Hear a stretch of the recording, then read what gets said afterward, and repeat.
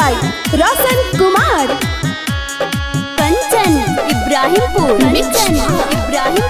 Recording studio Mathiya Mor. चुप चोरी साथी दोसारा से कर तारू बता कह के तू काहे मुकर तारू।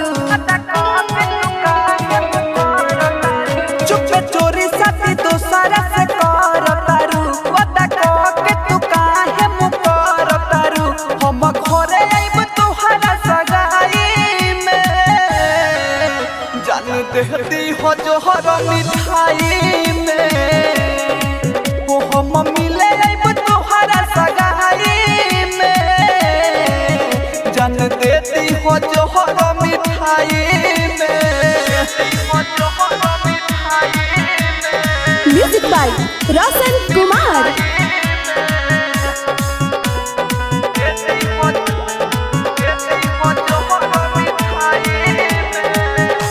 दूसरा के नाम के मेहदी लगी तोहरा हाथ में जियते जी देख न पाई दूसरा के साथ में।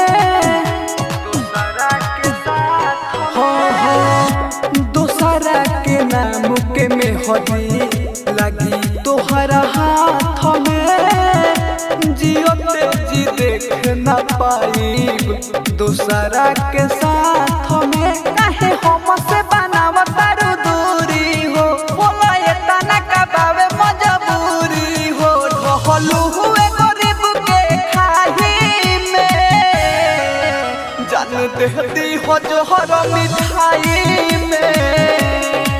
वो हम मिले आइब तोहरा सगाई में जान देती हो जोहर मिठाई में।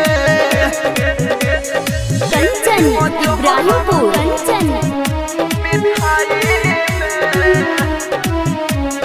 Music by Roshan Kumar. Mix Pallavi recording studio Mathiya Mor.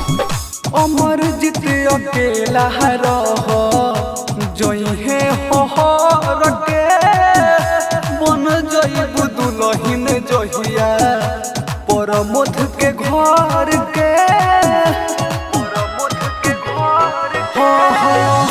अमर जीत अकेला रह जइहे हर के बन जइबू दुलहिन जहिया परमोध के घर के।